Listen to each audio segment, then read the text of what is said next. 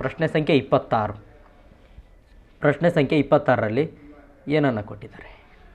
The dimensions of highlighter ತೊಗೊಳ್ಳೋಣ ಈ ಕಡೆ.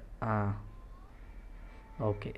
The dimensions of half of epsilon not E square where epsilon not is permittivity of free space and E is electric field. Okay, electric field ಮತ್ತು ಇದನ್ನು ಕೊಟ್ಟಿದ್ದಾರೆ. ಇದರದ್ದು ನನಗೆ ಡೈಮೆನ್ಷನ್ನ ಕಂಡುಹಿಡಿಬೇಕು.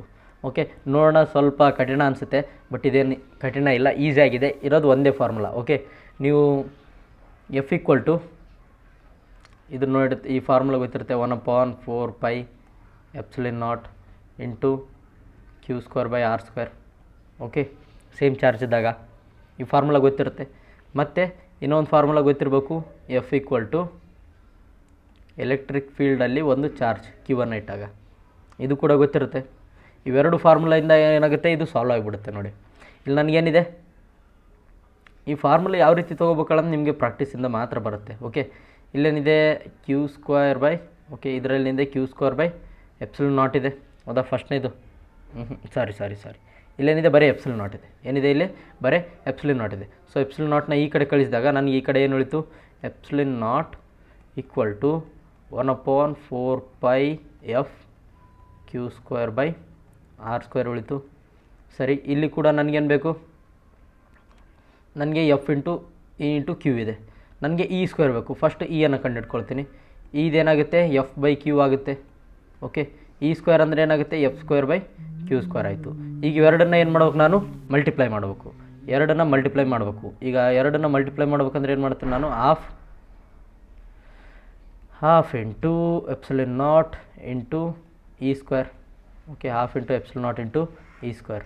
ಈಗ ಎಪ್ಸಿಲಾನ್ ನಾಟ್ ಏನಿದೆ? 1/4π ಎಫ್, ಇಲ್ಲಿ 1/2 ಇದೆ ಫಸ್ಟಲ್ಲಿ, into Q square by R square. Next into ಇದು ಇ ಸ್ಕ್ವೇರ್ ಇದೆಯಲ್ಲ, ಇ ಸ್ಕ್ವೇರ್ ಅಂದರೆ F square by Q square. F square by Q square. ಇಲ್ಲಿ ನೋಡಿ, ಕ್ಯೂ ಸ್ಕ್ವೇರ್ ಕ್ಯಾನ್ಸಲ್ ಆಯಿತಾ? ಕ್ಯೂ ಸ್ಕ್ವೇರ್ ಮತ್ತು ಕ್ಯೂ ಸ್ಕ್ವೇರ್ ಕ್ಯಾನ್ಸಲ್ ಆಯಿತು. ಇಲ್ಲಿ ಎಫ್ ಮತ್ತು ಒಂದು ಎಫ್ ಕ್ಯಾನ್ಸಲ್ ಆಯಿತು. ನನಗೆ ಫೈನಲ್ ಆಗಿ ಉಳಿದಿರ್ತಕ್ಕಂಥದ್ದೇನು? 1/8π ಮೇಲೆ ಎಫ್ ಉಳಿದೆ, F divide by R square.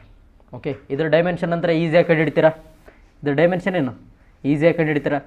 ಇದರ ಡೈಮೆನ್ಷನ್ ಏನು ಬರುತ್ತೆ? MLT-2 MLT-2 ಡಿವೈಡ್ ಬೈ ಇದು ಎಲ್ ಸ್ಕ್ವೇರ್.